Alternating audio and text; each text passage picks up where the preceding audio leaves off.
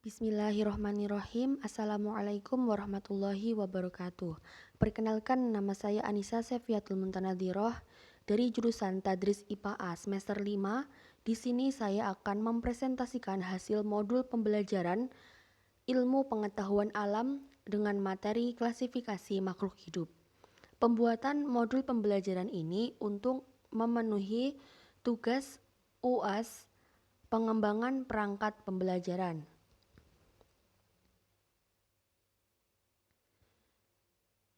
Selanjutnya di sini sudah tertulis kata pengantarnya. Mengapa saya membuat modul pembelajaran tersebut. Lalu ada daftar isi, ada kata pengantar, daftar isi, petunjuk penggunaan modul, klasifikasi makhluk hidup seperti indikator pembelajarannya, tujuan pembelajaran, lembar kerja peserta didik, uraian materi, dan yang terakhir tes akhir.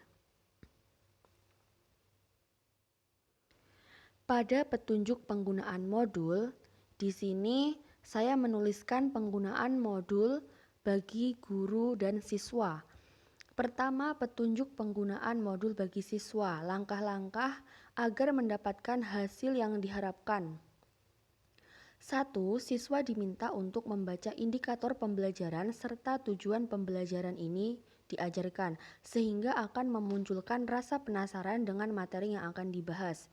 2. Siswa mengerjakan LKPD atau lembar kerja peserta didik sebagai latihan tes pembuka sebelum masuk ke materi yang lebih mendalam. Yang ketiga, siswa diminta untuk membaca dan memahami materi yang ada pada modul ini sebagai acuan mengerjakan tugas. Bila ada materi yang belum jelas dan susah dipahami, siswa diperbolehkan untuk bertanya.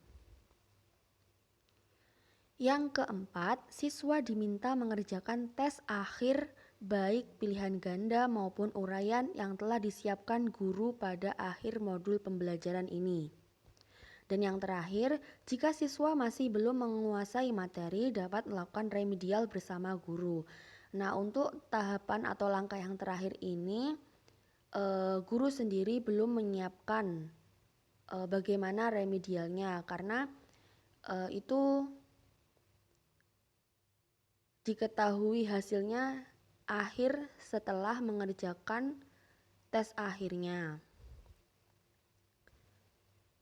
Selanjutnya, petunjuk penggunaan modul bagi guru. 1. Membantu siswa dalam merencanakan proses belajar. 2. Memotivasi serta membimbing siswa dalam memahami materi serta membantu menjawab pertanyaan yang diajukan siswa pada saat proses pembelajaran berlangsung. Yang ketiga, mengorganisasikan kegiatan belajar kelompok. Nah, di sini saya sudah menuliskan KIKD pada materi klasifikasi makhluk hidup. Ada juga indikator pencapaian kompetensinya. Terdapat 7 dan tujuan pembelajarannya pun juga ada 7. Selanjutnya di sini saya melampirkan juga lembar kerja peserta didik yang sebelumnya sudah dibuat ya.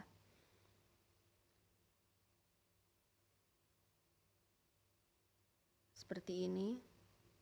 Jadi siswa diminta untuk mengerjakan tes awal sebelum memulai atau dimulainya materi klasifikasi makhluk hidup. Jadi ini seperti tes pemahaman singkat saja. Selanjutnya, ini sudah masuk pada materinya, yaitu klasifikasi makhluk hidup. Adapun tujuan klasifikasi makhluk hidup ini ada 4. 1. Mengelompokkan persamaan dan perbedaan cirinya. 2. Mendeskripsikan cirinya suatu makhluk hidup kemudian dibedakan dengan makhluk hidup jenis lain. Yang ketiga, mengetahui hubungan kekerabatan antar makhluk hidup. Dan yang terakhir, memberi nama makhluk hidup yang belum diketahui namanya.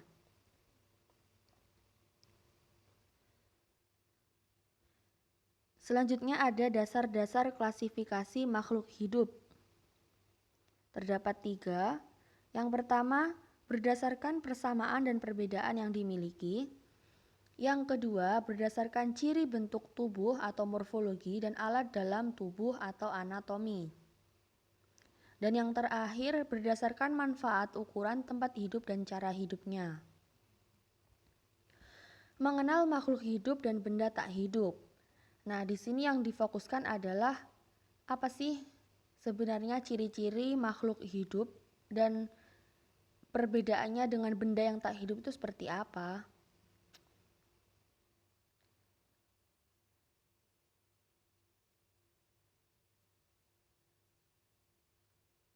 Nah, di sini sudah ada ciri-ciri makhluk hidup seperti bergerak. Contohnya kalau manusia itu berjalan, berlari, berenang. Bergerak sendiri itu adalah perpindahan posisi, baik sebagian atau seluruh tubuh.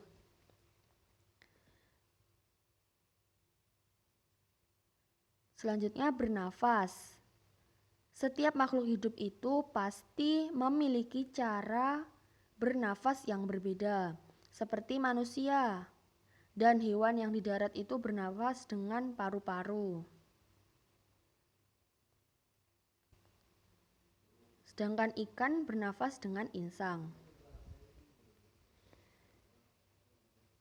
Setiap makhluk hidup juga memerlukan makanan. Tumbuhan dapat memperoleh makanan sendiri melalui proses fotosintesis.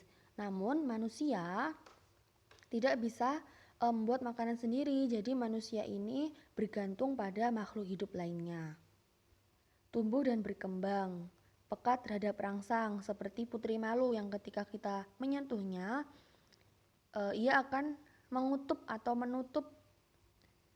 Selanjutnya berkembang biak. Ada generatif dan vegetatif. Menyesuaikan diri terhadap lingkungan atau adaptasi. Ekskresi atau pengeluaran sisa metabolisme tubuh.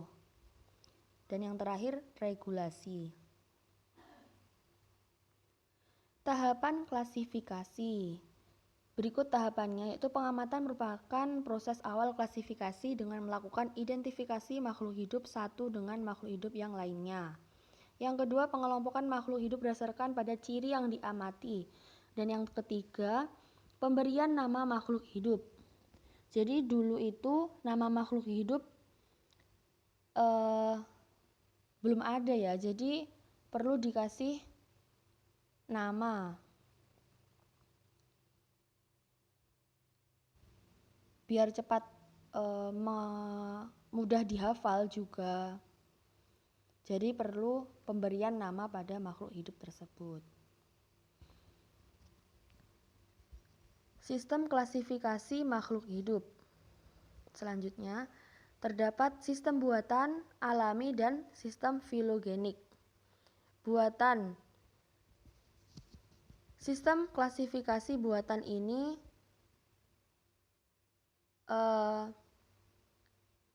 adalah seperti ciri morfologi, alat reproduksi, habitat, dan penampakan makhluk hidup. Sistem klasifikasi alami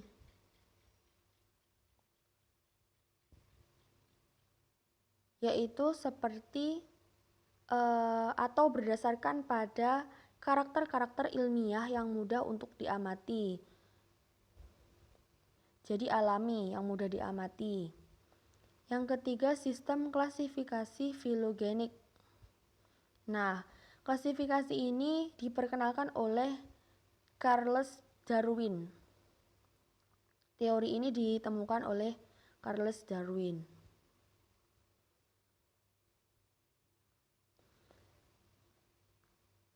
Selanjutnya, sistem tata nama ganda. Nah, pasti di setiap daerahnya memiliki nama-nama benda ataupun hewan ataupun apapun itu yang berbeda. Contohnya itu seperti pelem. Kalau di Jawa namanya pelem. Kalau di Bugis pau. Jadi setiap daerah itu memiliki nama-nama atau sebutan yang berbeda.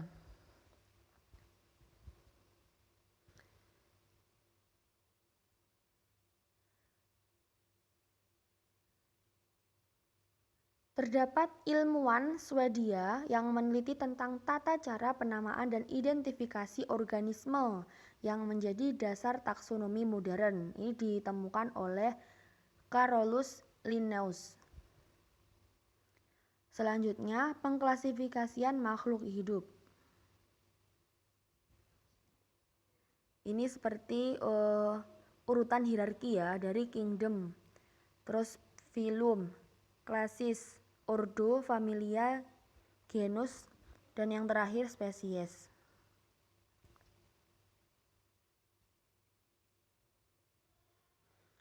Nah, seperti itu.